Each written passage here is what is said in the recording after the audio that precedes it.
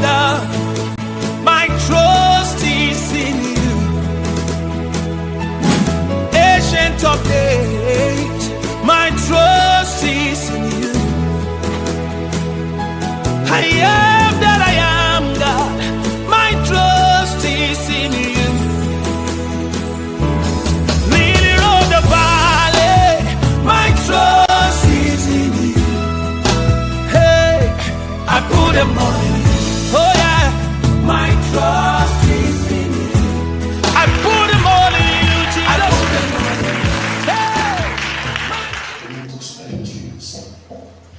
Je lis la parole de l'Éternel dans Matthieu 6, et verset 9 à 10. Voici donc comment vous devez prier.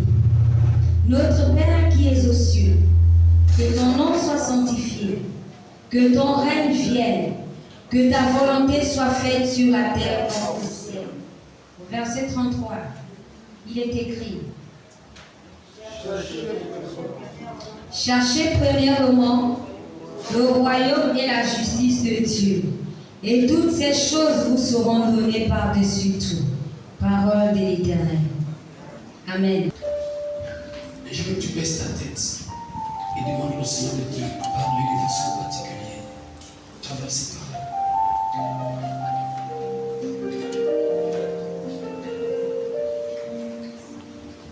Seigneur, nous te prions ce matin de nous parler de façon particulière.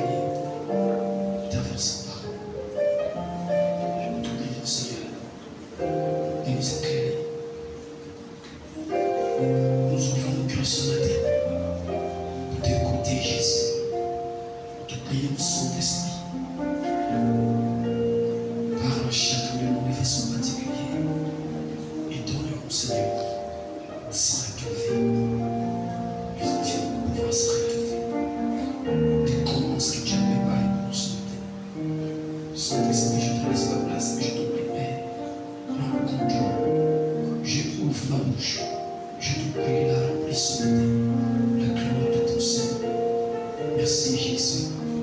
Je l'amène aux pensées captives à l'obéissance de Christ. Et je refais cette auteur de raisonnement qui lui contre la connaissance de Dieu. J'ai dit tout esprit ennemi de la parole, tout esprit de distraction. Et je prie, Seigneur, ce matin que ta volonté soit faite parfaitement pour la gloire de ton Seigneur. Que ces paroles nous transforment et que nous libèrent. Que ces paroles nous guérissent ce matin. Dans le nom puissant de Jésus. Amen.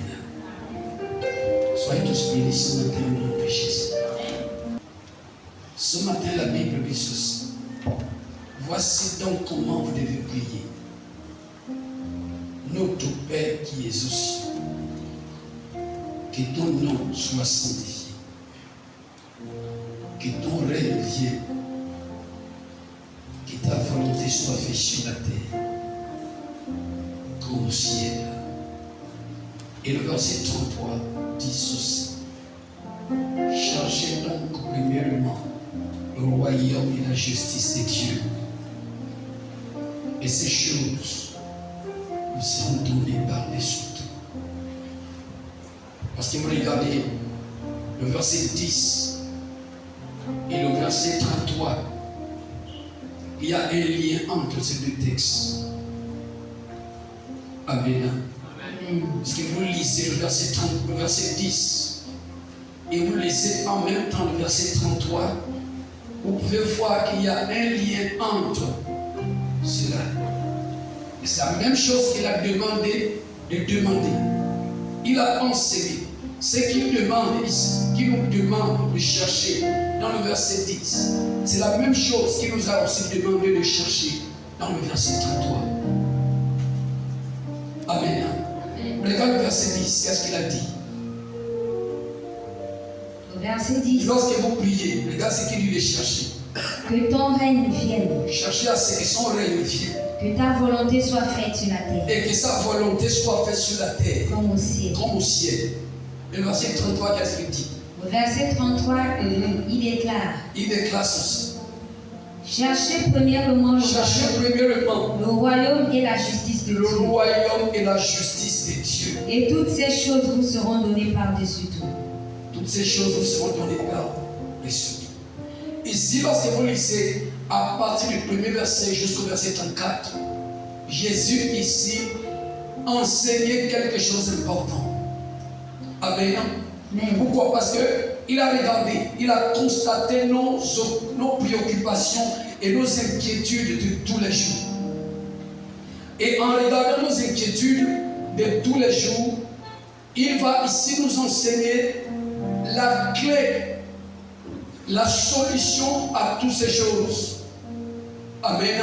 Amen. C'est très important. Dans le chapitre 6 de Matthieu, Jésus nous enseigne, au lieu de s'inquiéter de ce que nous désirons, il nous plutôt enseigner de s'inquiéter de quelque chose et de chercher quelque chose de plus important.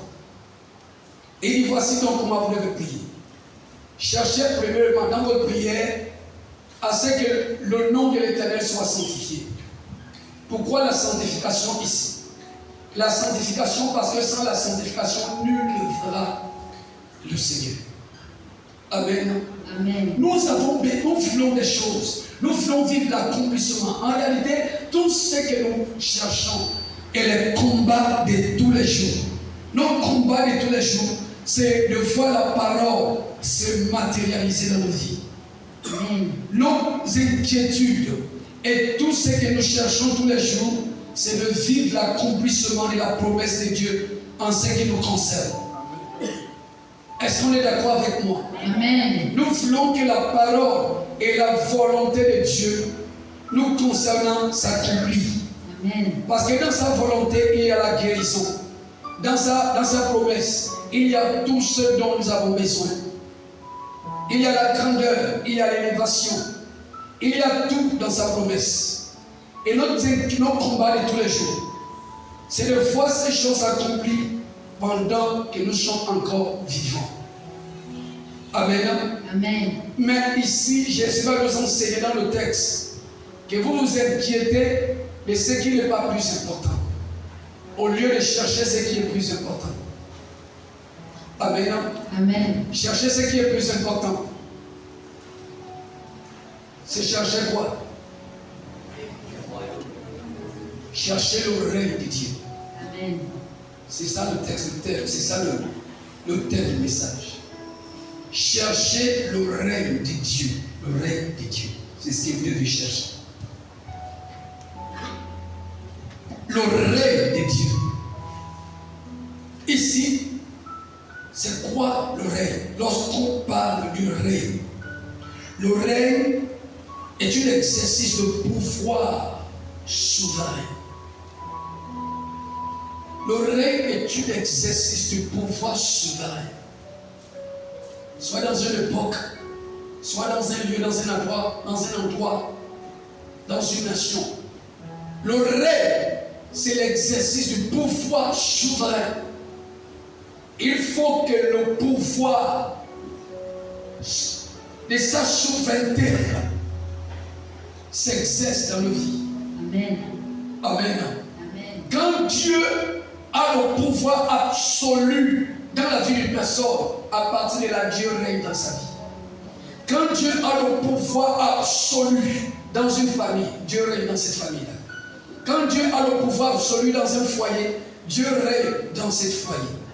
Et lorsqu'on parle d'avoir le pouvoir absolu, cela veut dire que tout est soumis à sa volonté. Quand tout est soumis à la volonté de Dieu, Dieu, à partir de là, a le pouvoir absolu dans ces lieux-là. Et ici, il nous enseigne de chercher le règne de Dieu. Amen. Amen. C'est très important. Chercher le règne de Dieu. Pourquoi chercher le règne de Dieu? Parce qu'il y a des promesses qui doivent s'accomplir. Pourquoi le règne de Dieu? Parce qu'il y a des promesses, il y a des paroles concernant qui doivent s'accomplir. Il y a des écritures concernant qui doivent s'accomplir. Il y a des choses qui sont écrites à ton sujet et à nos sujets qui doivent s'accomplir. Et pour que ce qui est écrit à nos sujets s'accomplisse, Dieu doit régner dans nos vies. Amen. Amen. Amen. Dieu doit régner dans nos vies. Régner dans nos vies. C'est important que vous compreniez cela. C'est le rêve de Dieu qui amène l'accomplissement de la promesse. Regarde ce que Dieu a promis. Regarde cette promesse.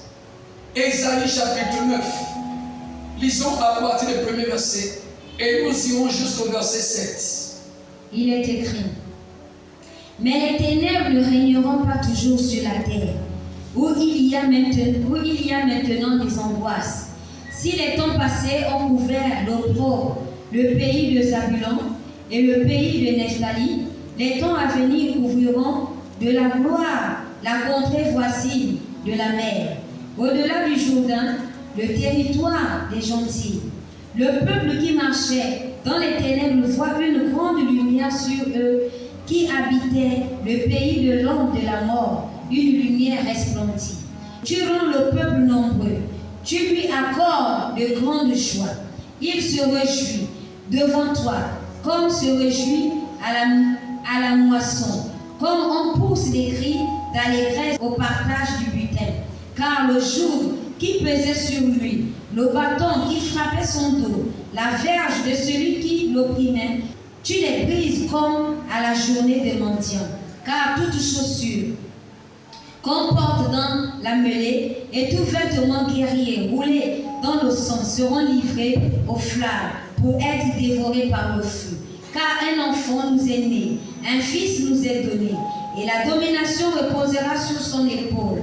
On l'appellera l'admirable conseiller, Dieu puissant, Père éternel, Prince de la paix.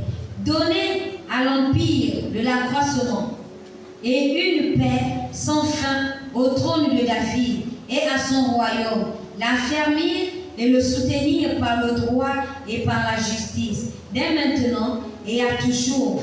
Voilà ce que fera le zèle de l'Éternel des armées. Voilà ce qu'il fera, le zèle de l'Éternel des armées. Amen.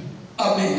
Amen. Ici, quand vous regardez cette promesse appartient à un peuple dompté, un peuple assujetti, un peuple lié, un peuple emprisonné. Amen. Amen. Amen. Et Dieu fit cette promesse que les ténèbres, lorsqu'on parle des ténèbres, ici, c'est l'absence de lumière. Il dit les ténèbres ne régnera pas pour toujours sur la terre où il y a maintenant des angoisses. Pourquoi? Parce que le temps de la lumière devait arriver. Amen. Amen. Amen. Et maintenant, lorsque cette lumière viendra, un peuple qui marche dans les ténèbres voit une grande lumière. Ici, il explique ce qui se passait dans cette vision. Parce que c'était une vision. C'était un message de Dieu. C'était une parole prophétique qui doit s'accomplir à un temps précis. Amen. Amen. Et quand ce temps-là va arriver, qu'est-ce qui devait se passer? Ce qui va se passer, c'est qu'il y aura les délivrances. Les gens qui ont perdu leur carrière vont finir par se retrouver dans leur carrière. Amen. Amen. Amen. Ceux-là qui sont assujettis vont être libérés. Ceux qui sont privés de la joie vont retrouver la joie. Amen. C'était une promesse. Mais cette promesse-là ne peut pas s'accomplir sans que le règne de Dieu descende. Amen. Pour que cette promesse s'accomplisse, le règne de Dieu doit quoi? Le règne de Dieu doit quoi? Doit se révéler. Si son règne ne vient pas, si son règne ne descend pas, l'accomplissement devient compliqué et difficile. Amen. Parce que quand Dieu descend, je vous ai dit ça ici vendredi, Dieu descend pour accomplir sa parole. Amen. Le règne de Dieu, quand elle arrive dans un endroit, soit dans la vie d'une personne, c'est pour accomplir ce qui est écrit au sujet de la personne. Amen. Et quand Dieu règne dans la vie d'une personne, première chose que Dieu fait, c'est de l'accorder une délivrance. Amen. La personne doit d'abord être délivrée de l'emprise des ténèbres. Et quand la personne est délivrée, ensuite Dieu le fait monter de la bassesse. à la hauteur. Amen. Amen. Amen. C'est important. Mais à quel moment est-ce que ceci doit s'accomplir? Cette parole a commencé à s'accomplir au jour où l'ange s'est apparu à Marie et lui dit: un enfant naîtra de toi. Amen. Et il sera appelé le Fils du Très-Haut, selon ce qui est écrit dans Isaïe. Amen. Et la Bible dit que cet enfant, selon la prophétie que nous venons de lire, que la domination se reposera sur quoi? La domination se reposera sur son épaule. Lorsqu'on parle du règne, le règne, c'est la domination. Amen. Lorsqu'on parle du règne, nous parlons d'une domination. Nous parlons d'un pouvoir absolu qui est exercé. Et quand Dieu règne, il domine. Amen. Amen. Amen. Donc on dit, le règne de Dieu se reposera sur son épaule. Le règne de Dieu devait descendre lorsque cet enfant naîtra.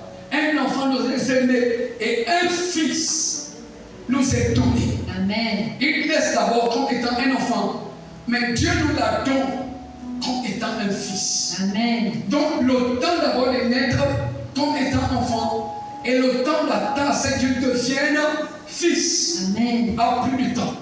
Et maintenant, après 30 ans de sa naissance, quelque chose s'est passé. Matthieu chapitre 3.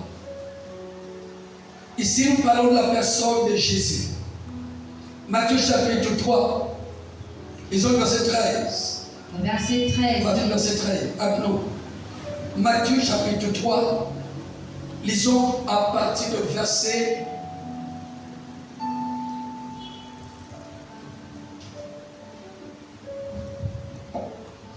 Matthieu chapitre 3. Prenons à partir du verset 10. À partir du verset 10, il est écrit: déjà, la cognée est mise à la racine des arbres. Tout arbre donc qui ne produit pas de bon fruit sera coupé et jeté au feu. Prends le verset 16. Au verset 16, il est écrit: dès que Jésus eut été baptisé, il sortit de l'eau. Et voici les cieux s'ouvrirent.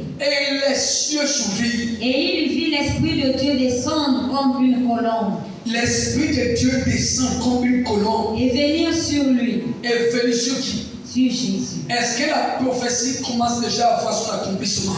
Amen. Puisque la domination se reposera sur son épaule. Et le ciel est ouvert en ces temps, après le baptême de Jésus. Le ciel est ouvert. Et quand le ciel s'ouvre, ce qui descend de là, c'est la domination de l'Éternel. Amen. Ce qui descend quand le ciel s'ouvre, c'est le règne de Dieu. Amen. Quand le ciel s'ouvre, le règne de Dieu vient. Amen. Et quand le règne de Dieu vient, la parole qui est écrite concernant les hommes commence à s'accomplir. Amen. Quand le ciel s'ouvre, la domination, alléluia, la domination de Dieu vient sur la terre, dans une famille, dans un lieu, dans une nation.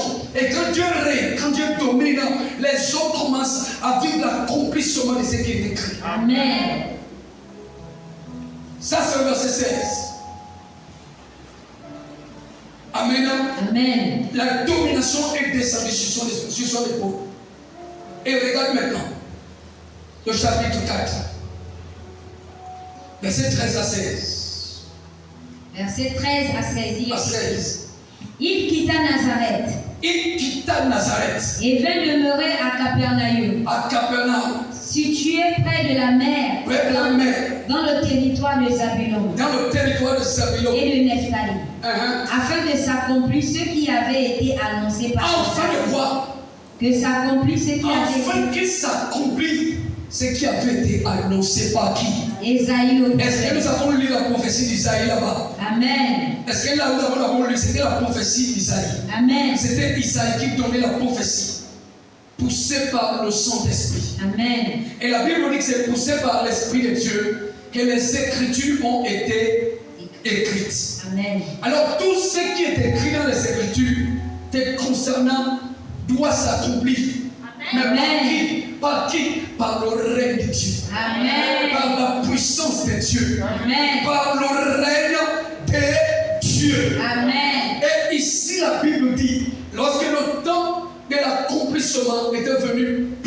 c'est que le ciel était ouvert. Et quand le ciel était ouvert, l'Esprit de Dieu a fait quoi? Est descendu. Le règne de Dieu est descendu. Et quand le règne de Dieu descend, je dis c'est le gouvernement de Dieu qui est descendu. Amen.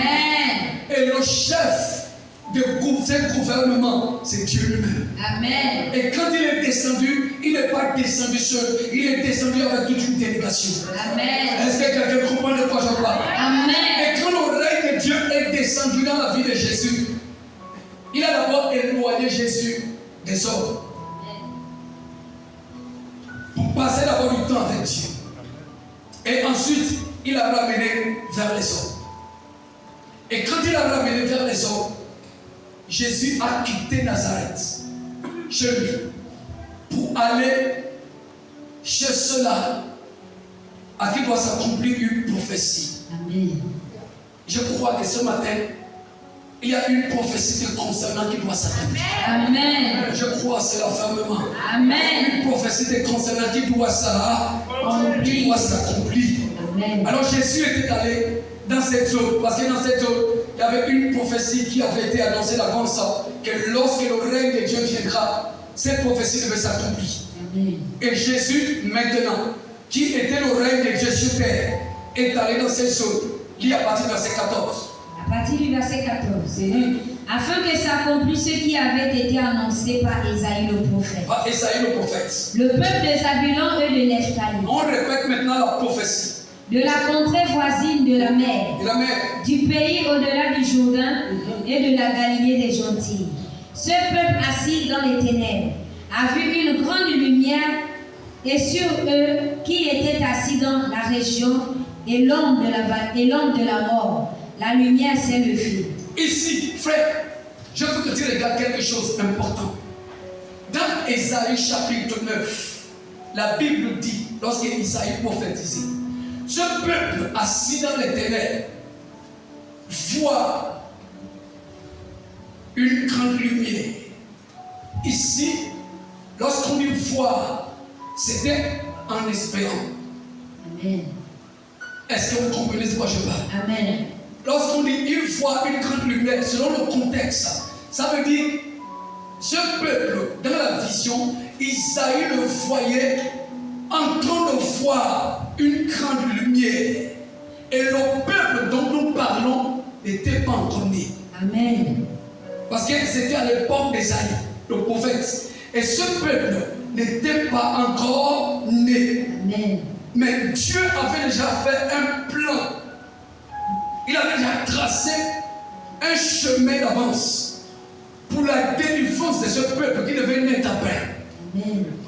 Alors sache-le ce matin, comme je le dis et je le dis encore parce que la parole nous le confie, et je vous réaffirme encore cela. Avant que tu ne naisses, amen, Dieu connaissait déjà tout ce qui devait arriver. Amen. Dieu connaissait déjà tout ce que tu devais traverser. Amen. Dieu connaissait déjà tout le plan de l'ennemi qui devait se retrouver sur ton chemin. Amen. Dieu connaissait déjà à qui tu devais faire face dans la vie. Dieu connaissait déjà qui est celui qui devait s'obstiner contre toi. Dieu connaissait déjà quel plan tes ennemis devaient tracer pour détourner ta carrière de ta fin destinée. Amen. Dieu a vu tout cela d'avance. Tu n'existais pas encore sur la terre, mais nous existons en ces temps dans la pensée de Dieu. Amen. Dieu nous connaissait avant même que nos pères ne fassent la rencontre avec notre mère. Dieu nous connaissait. Et nous étions dans la pensée de Dieu. C'est pourquoi dans Jérémie chapitre 1, lorsqu'il lit le verset 7, le verset 5, il dit ceci. Jérémie chapitre 1. Avant que je t'eusse formé dans le ventre de ta mère. Avant que je t'eusse formé dans le ventre de ta mère. Je te connaissais. Je te connaissais. Et avant que tu fusses sorti de son sein. Je t'avais consacré. Je t'avais établi prophète des nations. Amen. Amen. Ici, on faut regarder. Qui nous a formés dans le ventre de nos mères?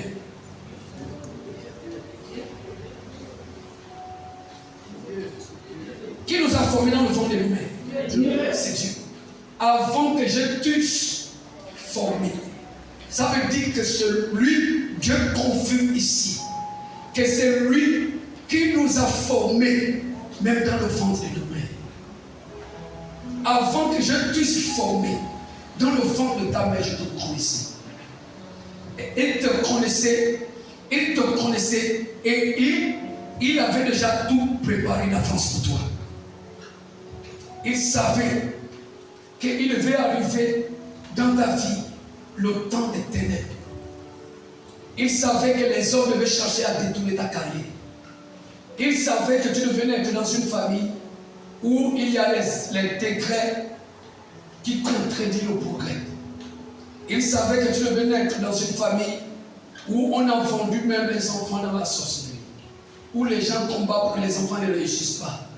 Il savait que tu devais naître dans une famille où on fait des pratiques. Il savait que tu devais naître dans une famille pauvre. Il savait que tu devais naître dans une famille vraiment où la vie est très difficile. Il savait tout cela d'avance. Mais la question que tu devais poser, c'est que pourquoi Dieu a-t-il permis que toi, tu naisses dans une famille où tout est difficile à accomplir? Pourquoi pas dans la famille? Amen. Amen. Parce qu'au moins là-bas, tu vas trouver l'héritage. Tu ne casses pas le corps, surtout que tu fasses partie de la famille. Je crois que ta carrière est quelque part assurée. Amen. Pourquoi Dieu ne t'a pas envoyé là-bas? Il y a beaucoup qui sont là, il y a beaucoup qui sont riches, qui cherchent d'enfants mais qui n'ont pas. Pourquoi Dieu nous envoie même chez ceux-là qui ne veulent même pas faire beaucoup d'enfants? Parce qu'il n'y a pas de moyens. Mais c'est là qui permet que tu sors. Alors il y a ceux qui ont les moyens qui cherchent même des enfants, mais qui ne sont pas là. Pourquoi Dieu a-t-il permis que toi tu sortes de là? Alléluia. Amen. En réalité, ce n'est pas un choix qui appartient à quelqu'un. S'il fallait faire le choix, je crois que moi là, je devais dire Seigneur, je t'en prie. Oh, tu regardes le vie, tu sors de ton famille. Oh, tu dis Seigneur, je n'ai pas envie de sortir au Gabon, je veux envoyer-moi aux États-Unis et envoie-moi dans la famille de Tombe. Tu l'as visé d'avance. Et puis tu sautes. Regarde, s'il fallait que ce soit l'homme qui choisit, je crois que les pauvres devaient être stériles sur terre. Ils ne devront pas avoir des enfants. Parce que tous les enfants devaient leur refuser. Tout le monde devait refuser de sortir de là. Et ils devaient juste rester comme ça. Mais ce n'est pas une élection qui appartient à un homme. C'est lui qui fait ces choix-là à notre place. C'est le Créateur. Mais je vais te dire une chose. Dieu peut t'envoyer dans une famille. Voyons la situation de la famille pour que toi tu sois le libérateur de cette famille. Amen. Lorsqu'on parle de libérateur de la famille, un libérateur de la famille peut ne pas être riche en finances, mais être riche en esprit. Amen. Tu n'as pas compris de quoi je parle. Amen. Dieu veut toujours sauver. Il a toujours le plan de sauver. Dieu a toujours le plan de délivrer les familles. Et quand Dieu te regarde, il regarde, il sent que oui, Dieu doit t'envoyer dans cette famille. Tu naîtras de cette famille. Pourquoi? Parce que Dieu sait. Et il savait que quand le temps viendra, quand tu vas entendre sa voix, tu seras capable de reconnaître la voix de ton berger. Car il a dit que mon brebis entend ma voix. Et il faut quoi? Et il me suit. Alors il t'a prédestiné d'avance à être à l'image de Christ. C'est pourquoi il t'a envoyé dans la famille pour que quand tu entendras la voix du Seigneur, tu puisses le suivre. Et quand tu vas le suivre, à partir de là, tout ce qui a été fait pour enchaîner et pour maintenir les générations futures dans la souffrance va être brisé à cause de toi dans la famille. Amen. Tu n'as pas compris les pages. Amen. Alléluia. Regarde, il y a des personnes qui vont être récompensées au ciel. Pas parce qu'ils ont eu des églises. Pas parce qu'ils ont imposé la main et il y a eu des miracles. Mais parce que ils ont marché dans la droiture devant la face de Dieu et ont permis à ce que, à travers eux, le plan parfait de Dieu puisse s'accomplir dans leur famille. Amen. Ça, c'est une vérité qu'il faut garder en esprit. C'est très important. Donc Dieu lui-même nous a choisis. Il nous a envoyés là, il nous a envoyés. Et nous sommes sortis de là. Mais notre inquiétude, maintenant, ne doit pas être Seigneur, ma vie là, ma vie, oh ma vie. Pourquoi vous inquiétez de votre vie alors que vous ne possédez aucune capacité pour amener votre vie dans l'accomplissement? Au contraire, s'inquiéter de sa vie, s'inquiéter de son avenir n'est pas ce qu'il nous faut. Ce qu'il nous faut, c'est de chercher à ce que le règne de Dieu puisse atterrir dans nos vies. Amen. Parce que quand le règne de Dieu atterrit dans ta vie, tout ce qui est écrit concernant ta vie rentre dans l'ordre et commence à s'accomplir. Amen. Tu as besoin de l'accomplissement. Pourquoi tu n'as pas besoin encore qu'on te trace une vie? Parce qu'avant que tu ne naisses, Dieu avait déjà tracé ta vie. Mais tu as besoin maintenant de vivre l'accomplissement de ce que Dieu a planifié d'avance pour toi. Amen. C'est tout ce que tu as besoin. Tu dois vivre l'accomplissement du plan parfait de Dieu pour ta vie. Amen. Et pour qu'il y ait cet accomplissement, tu as besoin à ce que le règne de Dieu vienne dans ta vie. C'est pourquoi Jésus a dit, lorsque vous priez, dites que son règne vienne et que sa volonté soit faite sur la terre comme au ciel. Quand le règne de Dieu vient, c'est pour que la volonté de Dieu soit faite sur la terre comme au ciel.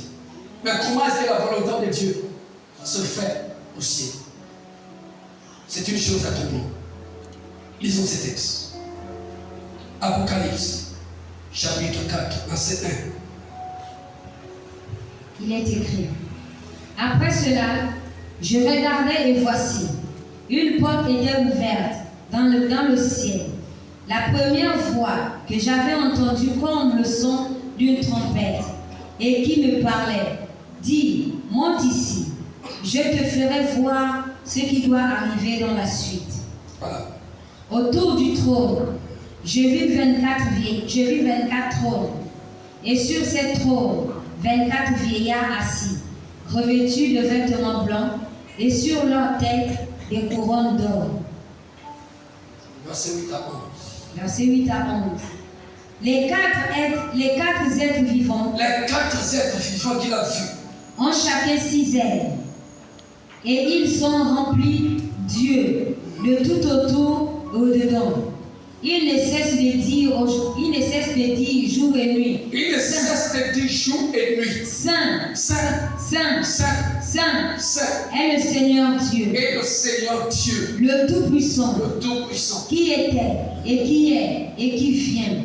Quand les êtres vivants rendent gloire à l'honneur et action de grâce à celui qui est assis sur le trône, à celui qui vit au siècle des siècles, les 24 vieillards se prosternent devant celui qui est assis sur le trône, et ils adorent celui qui vit au siècle des siècles, et ils jettent leur couronne devant le trône en disant, tu es digne notre Seigneur et notre Dieu de recevoir la gloire et l'honneur et la puissance, car tu as créé toutes choses, et c'est par la volonté qu'elles existent et qu'elles ont été créées.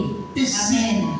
lorsque vous regardez dans le ciel ici, parce qu'on dit que ta volonté soit faite sur la terre comme elle est faite dans le ciel. Et lorsque vous regardez dans le ciel, vous allez voir que les rois, même les rois qui sont assis sur le trône, autour du trône, les 24 vieillards qui sont assis autour du trône ne font que adorer l'Éternel. Amen. Adorer quelqu'un, c'est de le rendre inculte. Et ils adorent Dieu avec quoi? Ils adorent Dieu avec ce qui fait leur gloire.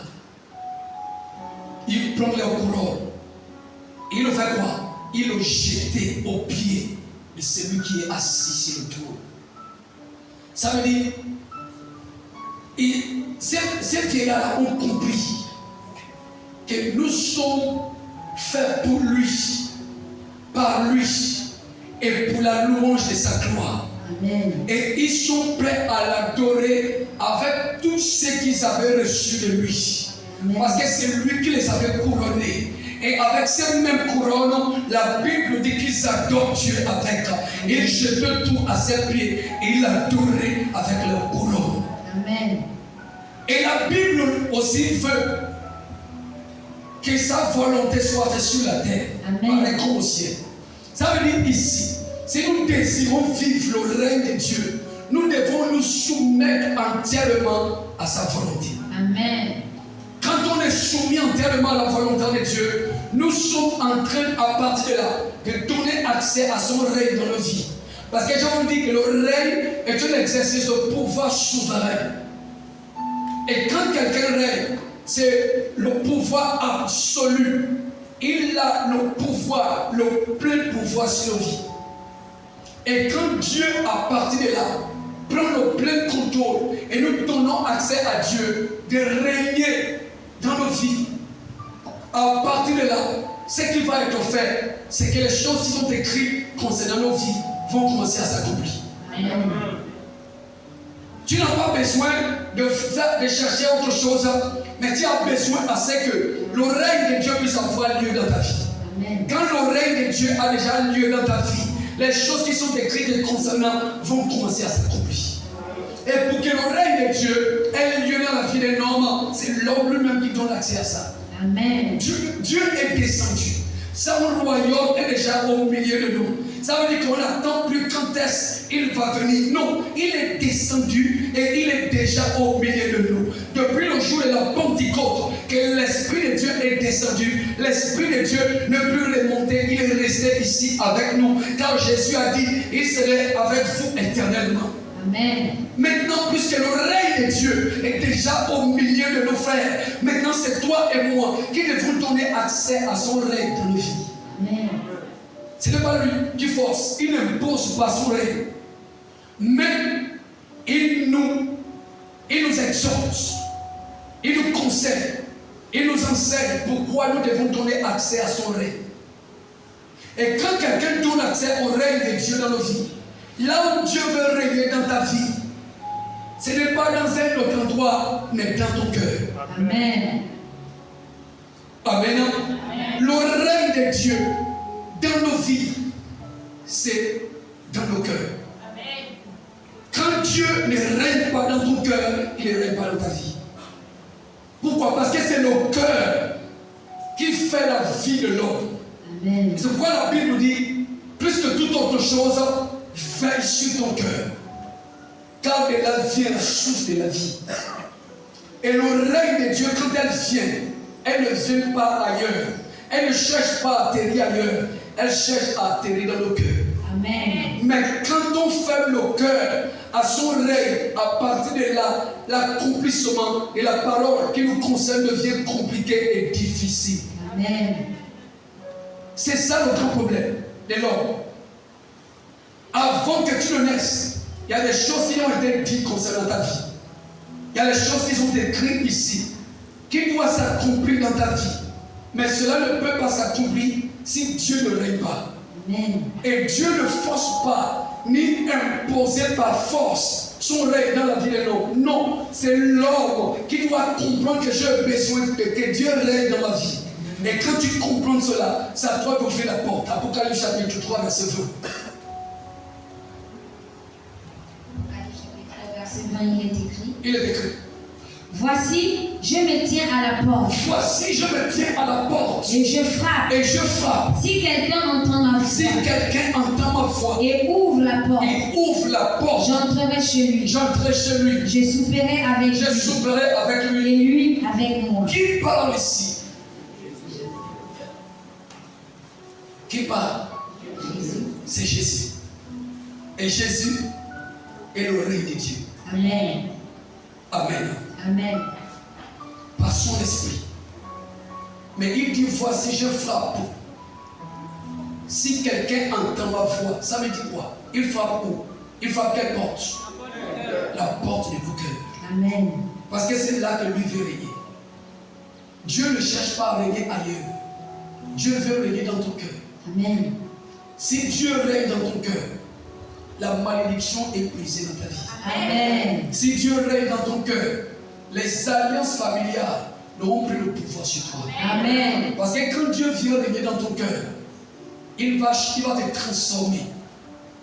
Il va te rénover. Il change la personne que tu étais à la personne que tu dois être. Amen. Amen. Amen. Quand Dieu règne dans le cœur des hommes, première chose qu'on constate, c'est le changement. Amen. Quand le règne de Dieu descend dans un lieu, première chose qu'on constate dans la vie de cet homme, c'est le changement. Amen. Vous allez constater que la personne a changé. La personne n'est plus ce qu'il était auparavant. Pourquoi? Parce qu'auparavant, la personne était sous l'emprise des ténèbres. Et quand un homme est sous l'emprise des ténèbres, c'est les ténèbres qui règnent dans son cœur. Amen. C'est les ténèbres qui règnent dans sa vie. Tout son cœur sera toujours plein de rancune, d'amertume, de jalousie, de troubles et de tout ce qui peut détruire les carrières. Et quand Satan vient, il voit ce qui lui appartient dans le cœur de cet homme. Et à partir de là, il reste attaché à la personne. C'est pourquoi Jésus a dit, le prince de ce monde vient, et il ne trouve rien de lui en moi. Alléluia. Amen. Quand le règne de Dieu vient dans nos vies, là où il vient, c'est d'abord dans nos cœurs. Amen. Si Dieu ne trouve pas sa place dans ton cœur, les paroles prophétiques concernant ta vie auront du mal à s'accomplir. Pourquoi? Parce qu'il y a des forces qui sont là, qui s'opposent à ça. Il y aura tout ce qui est là, qui combat à ce que cela ne puisse pas s'accomplir. Mais quand Dieu trouve sa place, quand le règne de Dieu trouve sa place dans ton cœur, et que Dieu règne dans ton cœur, Dieu vient régner par sa parole. Dieu vient régner par qui? Par sa parole. C'est la parole qui a fait la prophétie, et c'est la parole qui a accompli la prophétie. Amen. Ce qui a été promis par la parole de Dieu ne peut être accompli que par la parole de Dieu. Amen. Ce que Dieu a promis ne peut être accompli que par Dieu. Ce que Dieu a dit ne peut s'accomplir que par Dieu. Ce que Dieu a fait ne peut s'accomplir que par Dieu. Ce que Dieu a dit ne peut s'accomplir que par Dieu. Personne d'autre ne peut accomplir ce que Dieu a dit si ce n'est Dieu lui-même. Et quand il vient, regarde maintenant, quand il est descendu pour accomplir la prophétie d'Ésaïe, on dit un peuple qui marchait dans les ténèbres ont vu. Ce n'est pas qu'ils vont voir ou qu'ils voient, non. La Bible dit ont vu une grande lumière. Est-ce que c'est l'accomplissement? Amen. Est-ce que là c'est accompli? Amen. Lorsque vous lisez Matthieu chapitre 4, et vous lisez à partir du verset 15, vous allez voir, à partir du verset 14, ici il va plus dire que voir, ils vont utiliser le mot ont vu. Amen. Là-bas, dans Ésaïe, c'était voir une grande lumière. Ça veut dire que c'est quelque chose à venir. Mais ici dans Matthieu, c'est le mot vu. Ça veut dire que la chose est venue. Amen. Lis ça.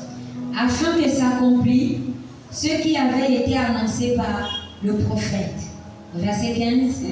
Le peuple de Zabulon et de Nephtali, de la contrée voisine, de la mer, du pays au-delà du Jourdain et de la Galilée des Gentils. Verset 16. Ce peuple assis dans les ténèbres a vu une grande lumière. Est-ce que ce peuple a vu? Amen. Ce n'est plus qu'une fois, non, maintenant il a vu. Amen. Il a vu pourquoi? Parce que la domination est descendue. Amen. Il a vu parce que le règne est descendu. Ce n'est plus une promesse, c'est maintenant un accomplissement. Amen. C'était le temps de la promesse qu'on parlait de voir. Mais si nous parlons de l'accomplissement, donc tu n'es pas seulement appelé à espérer seulement, tu es appelé aussi à voir l'accomplissement de ce qui avait été promis. Amen. Est-ce que quelqu'un comprend de quoi je parle? Amen. Jésus est venu pour accomplir. Jésus n'est pas venu pour faire autre chose, mais il est venu pour accomplir tout ce qui avait été prophétisé. Amen. Jésus est l'accomplissement de toutes les promesses de Dieu. Amen. En Jésus est accompli toutes les paroles que les prophètes ont prononcées dans l'Ancien Testament. Amen. Et si c'est Jésus est dans ta vie, il n'est pas dans ta vie pour que tu restes la même personne. Il est dans ta vie pour que que Dieu vit l'accomplissement de ce qui avait été promis. Il est dans ta vie pour que Dieu voit l'accomplissement de ce qui est écrit à ton sujet. Amen. Alléluia. Amen. Jésus n'est pas venu pour que tu attends encore la... Non, il est venu pour que tu vois. Et regarde à partir du verset 17, maintenant ce peuple. Pour que ce peuple maintenant voit ce peuple qui ont vu la grande lumière. Regarde comment ils ont vu ça. Et comment le règne de Dieu est parvenu dans leur vie. Regarde comment ce règne est parvenu dans leur vie. À partir du verset 17.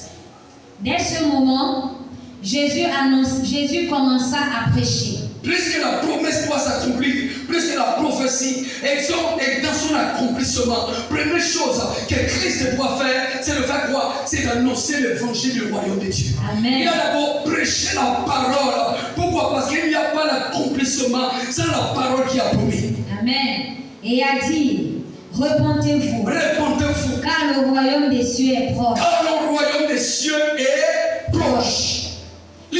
Comme il marchait Comme il marchait le long de la mer de Galilée, de Galilée, il vit deux frères, Simon appelé Pierre et André son frère, et André son frère qui jetaient un filet dans la mer, car ils étaient pécheurs. Il leur dit, suivez-moi, et je vous ferai pécheurs d'hommes. Aussitôt, ils laissèrent les filets et le suivirent. Alléluia. Amen. Alléluia. Amen. Regardez ceci. Je vais vous parler de quelque chose d'important parce que c'est ce qui est écrit dans la Bible. Amen.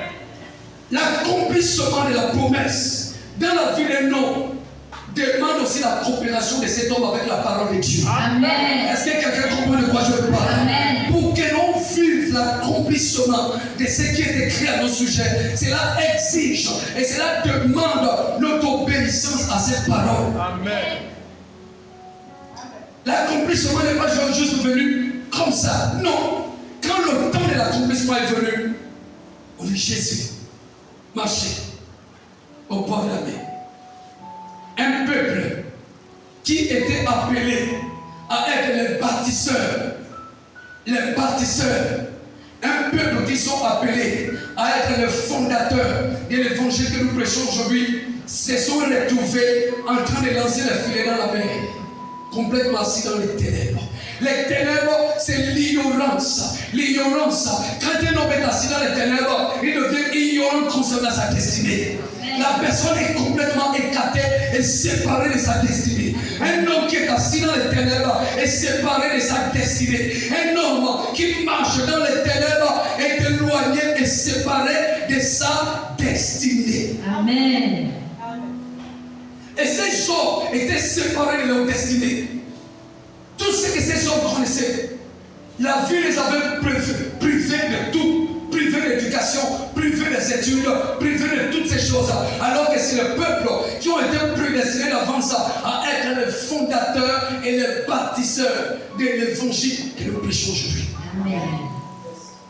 Même la nature et les choses de la terre a tout fait pour les rendre incapables. Amen. Amen. On dit que toi, tu dois être un enseignant de la parole. Alors, depuis ton enfance, tu as été combattu pour que tu ne puisses pas faire les études.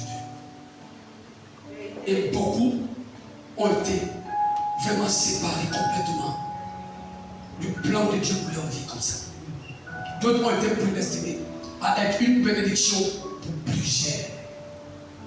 Et lorsque les temps sont venus, ils ont été combattus au point où eux-mêmes cherchent le secours de quelqu'un. Quelqu'un qui doit être un secours pour les multitudes d'âmes deviennent les personnes qui cherchent même le secours d'une personne. C'est complètement séparé de sa destinée. Mais quand Christ est venu, avec Dieu, quand le règne de Dieu vient, la Bible dit tout a été fait par lui. Et par lui tout existe. S'il te manque l'intelligence, lui-même se charge à ce que tu puisses la posséder. Même si l'école n'a pas pu te donner l'intelligence qu'il faut, lui-même ne puisse l'école. Et quand son règne vient dans ta vie, il te quitte, il te bâtit, il te forme, il te instruit. et te rend capable d'accomplir ta destinée. Amen. C'est ce qui se passe. Amen. Amen. C'est important. Ce peuple, Jésus les avait trouvés où? Dans la pirogue, en train de pêcher le poisson. Son grand-père a fait ça. Leurs pères ont fait ça. Eux-mêmes aussi se sont lancés. C'est sûr qu'ils étaient déjà en train de préparer aussi leurs enfants pour ça. Mais quand l'accomplissement, quand la Bible de ceci, c'est qu'il a connu d'avant ça, il les a aussi prédestinés à être à l'image de Jésus-Christ, afin que Jésus puisse se premier entre plusieurs frères. Et ce qu'il a prédestiné d'avant ça, il les a aussi appelés. Ce qu'il a appelés, il les a aussi justifiés. Et ce qu'il a justifiés, il les a aussi glorifiés. Amen. Alléluia. Amen. Et quand le règne de Dieu est venu, Jésus est parti pour aller à la rencontre des hommes prédestinés d'avance par Dieu.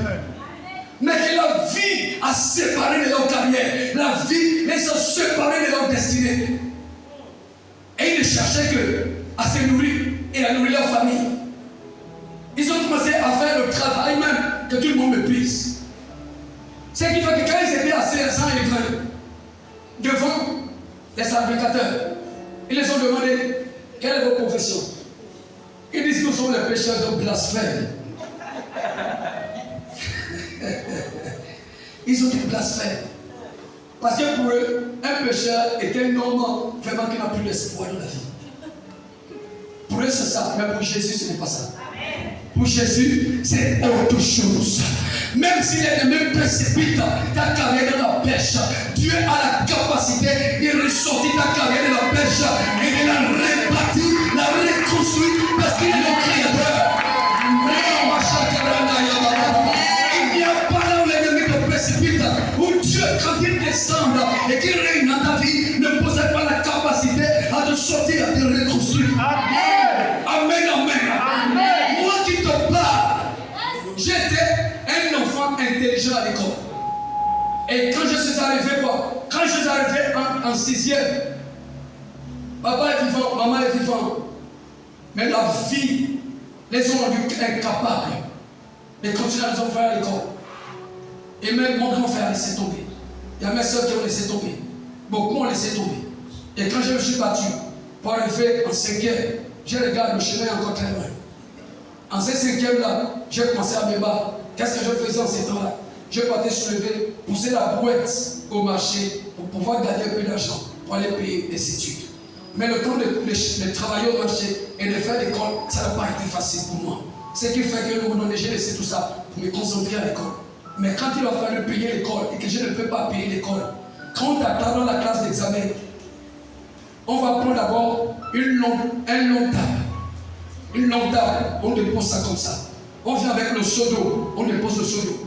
Et le maître vient avec les chicottes, tel bande de chicottes. On dépose. Quand tu vois ça, ton esprit a envie de sauter hors de ta poitrine et disparaître seulement. Ils ont déjà bloqué les portes et bloqué les fenêtres. Et personne ne peut sortir. Et puis ils vont prendre la liste de ceux qui ont déjà payé et ceux qui n'ont pas encore payé. On commence à payer. Quand on appelle ton nom, tu viens devant. Ça veut dire que tu as déjà payé. Et quand on va terminer de payer de leur vitalité, d'enlever tous ceux qui ont déjà payé, il va nous rester quelques petites bandes. Dans la classe de les 60 personnes, il va rester quelques petites bandes de nous là, qu'on se connaissait en ces temps-là. Nos petites bandes là vont rester, on s'assoit toujours derrière au four. Et ces petites bandes là restent dans la classe, au collège. Et puis quand on regarde les petites bandes là, on est là comme la poule mouillée. Parce qu'on connaissait ce qui nous attend tout de suite. Et ils vont nous prendre les 15 personnes. Ils vont le faire sortir. Et quand tu le fais sortir, on te met sur la table. Il prend l'eau, il verse d'abord ça sur ton dos. Pour que ta tenue va se coller à ton dos. C'est là qu'on va prendre maintenant la chicotte. On te donne 12 coups. Après les 12 coups là, on va te dire, va t'asseoir pour faire l'examen. Tu ne peux même plus. Pourquoi? Parce que tu t'es même comme ça. Tu t'es même comme ça. Tout t'as même fait comme ça. Pour écrire. Tu peux encore écrire. Tout ce que tu avais mérité, étudié à l'école, vont disparaître de ta tête. À cause de cette torture-là. Ça va disparaître. Même après cela, je me suis battu avec les études, battu jusqu'en premier. Et quand je suis arrivé en premier, c'est en anglais. Arrivé en premier, l'école devient encore plus difficile, plus compliquée, parce que là-bas, il y a beaucoup de choses à payer, beaucoup de choses à demander, beaucoup de choses. Je me suis battu pour aller même en terminale. Et quand je me suis arrivé en terminale, là, je sentais que je ne pouvais plus. Pourquoi? Parce qu'il fallait payer pour s'être inscrit parmi ceux qui m'ont passé le bac. Et toutes ces choses-là étaient très compliquées. Mais je vous assure, j'avais une mère et un père. La vie t'a abandonné à toi. Et pourtant, tu as tous les parents, tu as les oncles, tu as tout. Mais la vie t'abandonne à toi. Même ceux-là, il fallait chercher comment faire pour t'en sortir et pour te sauver. Et c'est là que j'ai commencé depuis l'âge de 16 ans jusqu'aujourd'hui. Depuis l'âge de 16 ans. Tout était difficile. Alors, pour ne pas voler, ne faire quoi? Qu'est-ce que je fais? Je me suis plongé dans la pêche. Et j'ai devenu un pêcheur de poissons. Un grand géographique qui sait calculer la mer. J'ai calculé la mer, je sais que la mer à tel niveau, la mer à tel degré, vraiment j'étais devenu champion dans ce domaine-là. Et c'est là que j'ai complètement mis toute ma vie, toute ma carrière, c'est là. Mais quand j'ai tourné ma vie à Jésus et j'ai commencé à suivre le Seigneur, un jour, j'étais à l'église et on prêchait. Et j'étais assis à l'église, on prêchait. L'homme de Dieu prêchait. Et j'ai vu le ciel ouvert. Mes yeux s'ouvrent et je vois la vision du ciel. Le ciel qui est ouvert. Et quand le ciel est ouvert, je vois une grosse deux mains qui sont du ciel, le micro et la Bible. Et il me donnait et me dit, va et prêcher ma parole. Je l'ai bien entendu. Amen. Amen. Alléluia. Amen. Je l'ai bien entendu. Mais j'ai regardé, c'est lui à qui tu lui vas et prêcher ma parole. Je n'avais qu'un seul verset dans la tête. Dieu a tant aimé le monde qu'il a donné son fils unique. C'est tout. Et je n'avais plus rien d'autre. Parce qu'on répétait ça à l'école. Et j'ai connu encore un verset de Psalm, le Psalm 23. Le Psalm 23. Celui-là aussi, je le connais. L'Éternel est mon berger. Je ne m'entends de rien. Quand ça sonne là, je ne connais plus rien d'autre. Tout le reste, je ne connais plus rien. Je sais juste que la parole, on dit que la Bible a dit, je ne connais rien de tout de ce que la Bible a dit. Je sais qu'on me dit d'aller prêcher la parole, je vais aller prêcher quoi? Allez dire quoi? Mais le Dieu qui est fidèle, le Dieu qui a créé les cieux et la terre, le Dieu qui ne regarde pas ton niveau ni l'intelligence humaine pour accomplir sa volonté, c'est Dieu qui m'a sorti de là, il m'a lavé, il m'a onctionné, il m'a donné la parole, il m'a dit de prêcher la parole. Alléluia. Et aujourd'hui je prêche la parole, ce n'est pas par l'intelligence humaine, mais par l'onction du Saint-Esprit. Parce que c'est lui qui m'a rendu capable de la faire. Il m'a sorti de la poussière de la terre, il m'a positionné et a fait de moi un prédicateur et un enseignant de sa parole. Amen. Alléluia. Amen. C'est qu'il a fait pour moi. Alors, il peut aussi toi-même te construire et faire de toi ce qu'il a toujours dit qu'il doit être. Il t'a connu d'avance. Avant même que tu ne naisses, Dieu t'a connu d'avance. Et la Bible dit qu'il a connu d'avance. Quand le temps de la lumière arrive, Jésus-Christ apparaît. Amen. Il apparaît par sa parole. Et quand il apparaît par sa parole, il envoie quelqu'un te prêcher la parole. Et ton cœur va être touché. Ton cœur va s'ouvrir. Et qu'il va l'accepter. Et quand tu l'acceptes, tes ténèbres deviendront comme le midi. Alléluia. Amen. La Bible dit qu'il a appelé ce peuple. La pêche que toi tu fais là, ce n'est pas ça ta carrière. Tu es prédestiné à être un bâtisseur. Tu es prédestiné à être un prédicateur. Tu es prédestiné à être un enseignant. Et il va sortir de là. Amen. Alléluia. Amen. C'est très important. Il est le Dieu de hier. Pas seulement hier. Mais aussi le Dieu de Jésus. Amen. Quand le règne de Dieu vient, frère, la capacité, il t'accorde la capacité. Amen. Il te remplit de son onction. Amen. Et que par l'onction, tu accompliras tes tâches. Amen. Quand Dieu descend et quand le règne de Dieu vient dans la vie d'un homme, sachant que tu ne peux pas accomplir tes tâches sans son onction, il se charge à te pointe. Amen. Et quand l'onction descend sur toi, c'est quoi l'onction? L'onction est une capacité surnaturelle de l'esprit donnée à l'homme afin de le permettre d'accomplir ses tâches ici-bas. dans sa marche avec Dieu. L'onction est une capacité surnaturelle de l'esprit. C'est le Saint-Esprit donné à l'homme, mais qui communique une puissance, qui communique une capacité à l'homme et qui permet à ce que cet homme-là soit capable d'accomplir cette tâche ici-bas. Amen. Amen. Amen. Même si tu n'as pas fait l'école, il peut faire de toi un enseignant de la parole. Amen. Et lui-même va se charger à ce que tu la deviennes. Il mettra en place toutes les stratégies possibles pour pouvoir te permettre d'atteindre. Amen. Alléluia. Amen. C'est ça Dieu. Donc quand on a le règne de Dieu dans nos vies, le reste s'accomplit. Il se charge à faire de toi l'homme que tu avais été prédestiné à devenir. Si tu es prédestiné à être un milliardaire, si tu es prédestiné à être quelqu'un qui va porter son œuvre par des capacités financières, quand son règne vient dans ta vie, il se charge à ce que tu sois élevé financièrement, afin que tu deviennes capable d'accomplir tes tâches auprès de lui. Amen. Ici, il y a plusieurs ministères auxquels les hommes sont appelés. Mais quand il n'y a pas d'onction, il n'y a pas aussi de capacité. Parce que personne ne peut accomplir les œuvres de l'esprit par l'intelligence humaine. On ne peut le faire que par l'onction du Saint-Esprit. Amen. Alléluia. Amen. C'est très important. Et quand tu commences à comprendre les choses de cette manière, alors Dieu lui-même se chargera à ce que tu vives l'accomplissement de ce qui t'a été dit. Amen. L'accomplissement. Regarde le verset 18. Verset 18, il est écrit. Il est écrit. Comme il marchait Comme il marchait. le long de la mer de Galilée, il vit deux frères, Simon appelé Pierre, Simon appelé Pierre. et André son frère, qui jetaient un filet dans la mer, Le filet dans la mer. car ils étaient pécheurs. Bishop, Il leur dit, il a dit, suivez-moi, suivez-moi. et je ferai de vous des pécheurs d'hommes. Il a toujours dit, il a toujours fait. Et il le fait encore. Amen. Et après cela, qu'est-ce qui se passe? Aussitôt, ils laissèrent les filets. Est-ce qu'il y a ici l'obéissance? Amen. Est-ce que ces gens ont obéi? Parce que sans l'obéissance, il n'y a pas d'accomplissement. Amen. C'est notre obéissance qui mène à l'accomplissement et les prophéties de Dieu qui nous concernent. Amen. Et la suite, qu'est-ce qui se passait encore?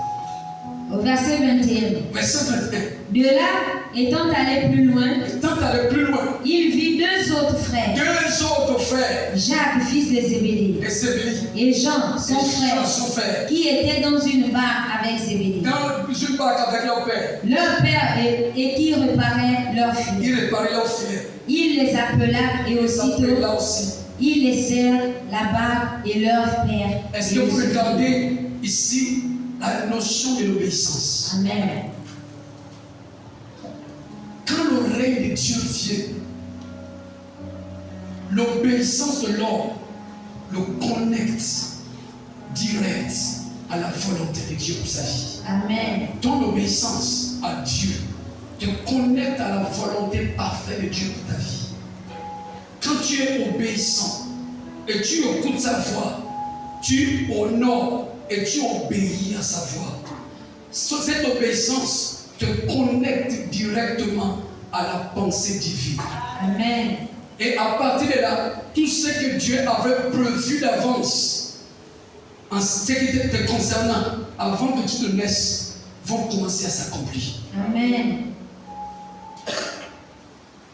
À partir de là, qu'est-ce qu'il faut faire? C'est de chercher premièrement le règne de Dieu dans nos vies. Amen. Tu veux voir l'accomplissement. Tu veux que Dieu accomplisse ce qu'il a dit dans ta vie. Alors, soumets-toi à sa parole. Tu dois être obéissant. Peu importe ce que cela te coûte, obéir à sa voix. Oh Seigneur, tu peux donner toutes les raisons que tu peux donner, ce n'est pas ce que Dieu veut. Lui, quand il t'appelle, quand il t'a déjà prédestiné, il a fait. Tes limitations n'empêchera pas Dieu d'accomplir son plan dans ta vie. Amen. Quelles que soient tes faiblesses, ça n'empêchera pas Dieu d'accomplir son plan dans ta vie. Il n'y a pas une faiblesse de l'homme, même si tu as des faiblesses financières, tu as des faiblesses intellectuelles, tu as des faiblesses, je ne sais pas quelle faiblesse tu peux avoir. Ça n'empêche pas Dieu d'accomplir sa volonté dans sa vie. Amen. Lui lui-même est celui qui a créé l'intelligence. Et il peut te donner cette intelligence pour que tu sois capable de comprendre, même ce qu'un intellectuel ne peut pas comprendre. Amen. Est-ce que quelqu'un comprend de quoi je parle? Amen. Quand Dieu te donne de comprendre, tu comprends même plus que celui qui a fait l'école. Amen. Parce que lui t'a donné de comprendre. Et quand tu expliques la pensée directe de Dieu. Amen. C'est la raison pour laquelle cherchez le règne de Dieu dans votre vie. Laissez Dieu régner.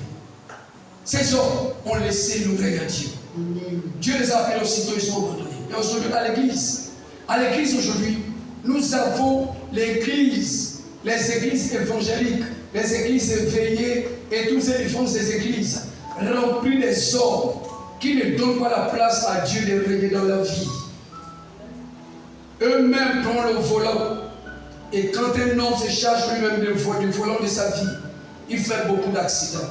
Amen. Parce que tu ne peux pas conduire une route que tu ne vois même pas. Personne ne voit demain. Mais tu es en train de te conduire vers le lendemain que tu ne vois pas.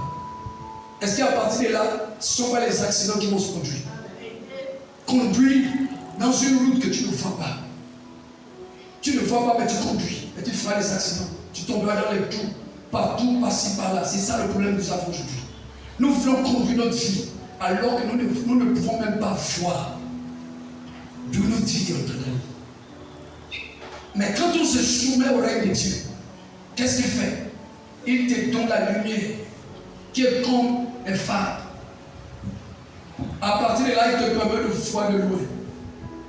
Et quand tu conduis maintenant, avec son aide, tu peux échapper tous les trous.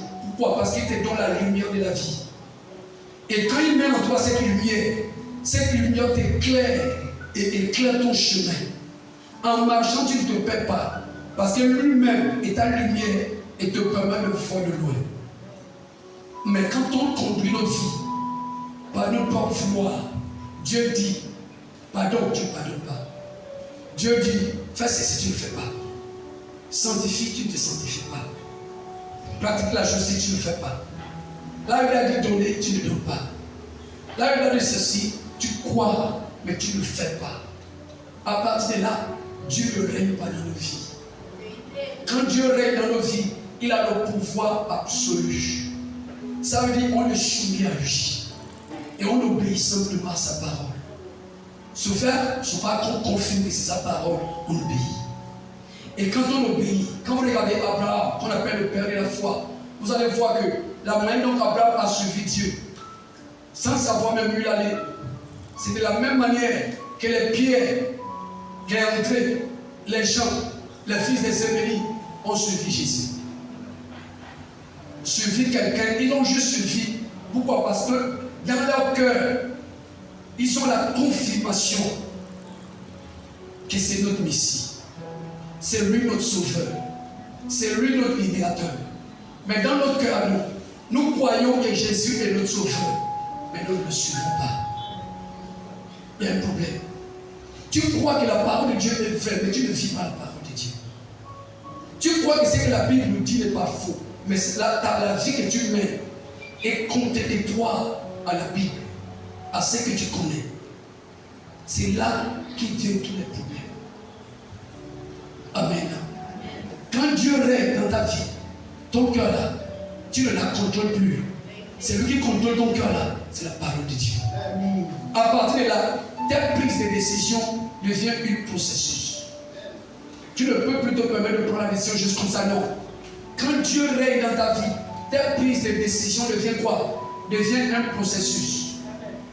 Ça devient un processus. Pourquoi? Parce que tu ne vas plus prendre la décision pour prendre la décision.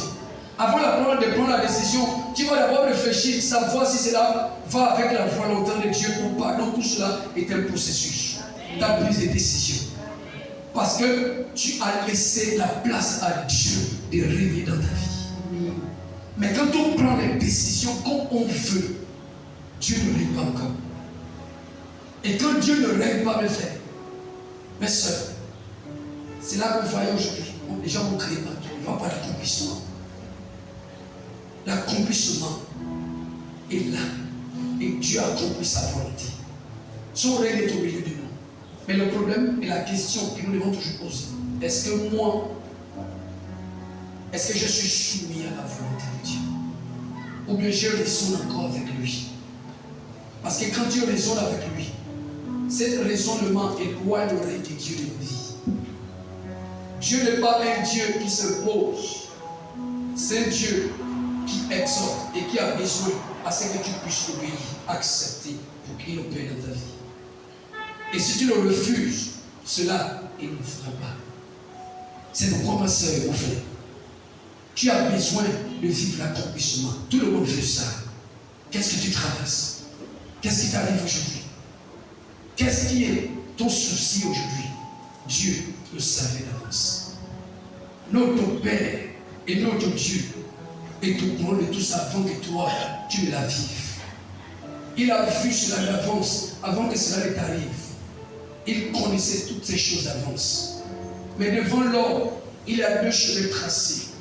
Il y a le chemin qui mène à la ruine et à la destruction. Et il y a le chemin qui mène à l'accomplissement de la volonté de Dieu. Et Dieu désire que toi, tu puisses choisir le chemin qui mène à la vie.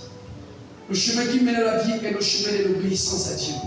C'est pourquoi il a dit dans Deutéronome 30, verset 19, que voici, je mets devant vous la vie et la mort. La vie et la mort. La malédiction et la bénédiction. Mais dans son amour, il a dit, choisis la vie, afin que tu vis toi et ta postérité après toi. À partir de là, le choix t'appartient. Tu peux faire le choix de ne pas suivre la parole de Dieu, de ne pas mettre ton cœur dans ça. Tu peux faire le choix de dire que ce sont les conneries, ce sont les choses d'avant. C'est ton choix et Dieu la respecte. Mais la conséquence suit simplement. Comme tu peux aussi faire le choix d'être obéissant à Dieu, de croire vraiment que Dieu ne peut pas mentir, de croire qu'il est mon seul sauveur, de croire qu'il a la solution à tout ce qui me concerne. Tu peux croire qu'avant que je ne naisse, il me connaissait d'avance. Et je vous ai pris beaucoup de tests qui la confirment.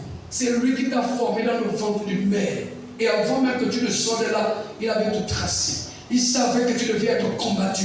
Il savait que tu devais vraiment être séparé de ta destinée. Il savait que tu devais avoir les combats. Il connaissait toutes ces choses. Maintenant, pour sortir de là, il faut son règne dans ta vie. C'est à toi de laisser la place à ces dieux. Seigneur, et devant moi et derrière moi, je n'ai personne. Je n'ai que toi. Et quand tu sais que tu n'as que lui, alors tu feras tout pour le Père. Amen. Amen. Amen. Amen. Pour terminer, mes frères, Dieu vous dit ceci.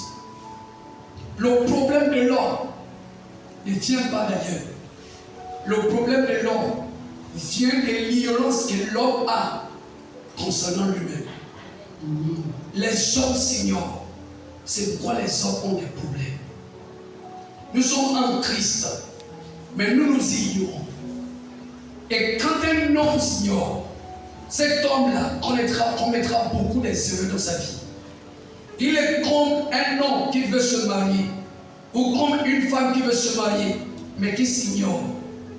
Quand tu t'ignores, tu vas faire le choix qui ne sera pas bon pour ta vie. Amen. Mais quand tu te connais, tu feras le bon choix. Tu t'ignores comment? Un homme qui veut épouser une femme, ou une femme qui veut épouser un homme, doit savoir ce qu'il cherche. Amen.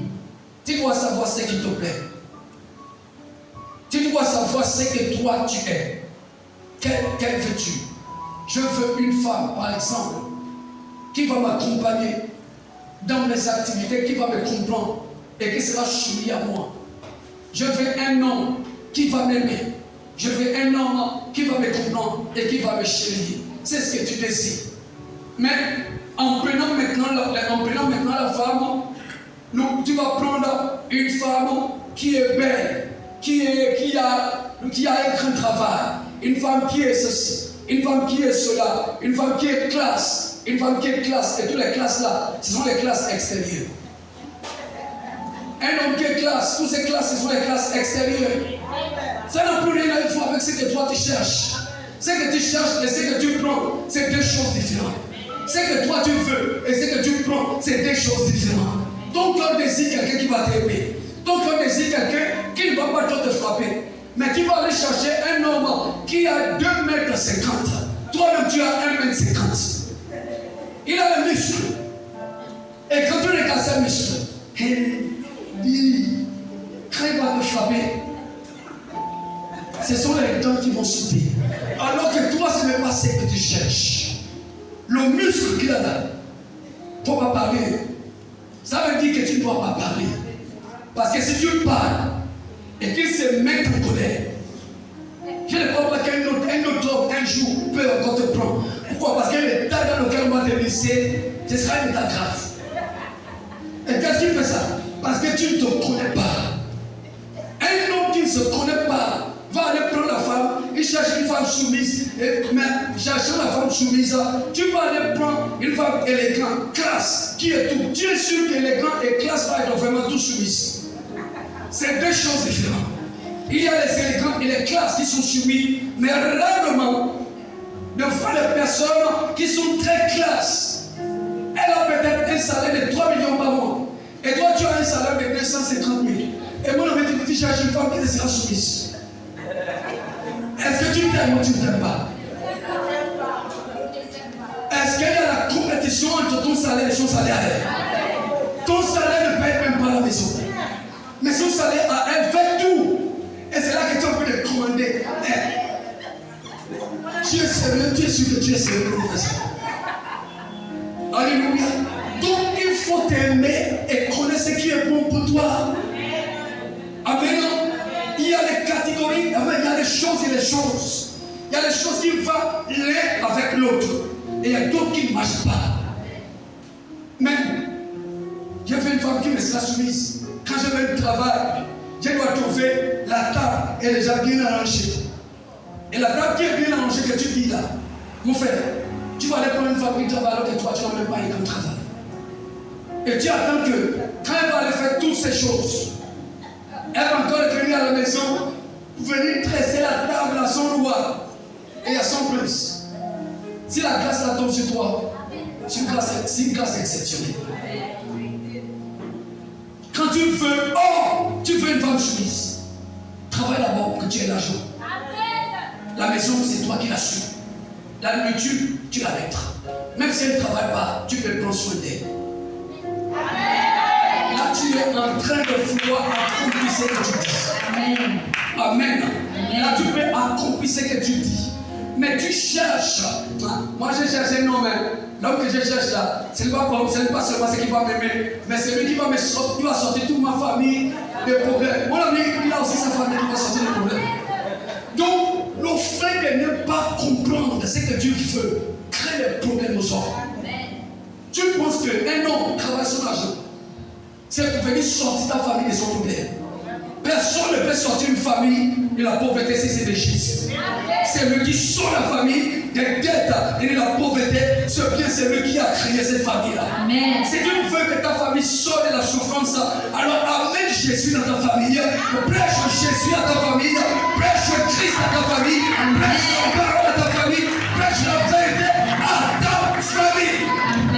Mais ne dis pas que c'est mon mari qui viendra, qui t'a dit que c'est ton mari. Ton mari lui-même il a sa propre combat à lui et il va se chercher à s'en sortir face à ses combats.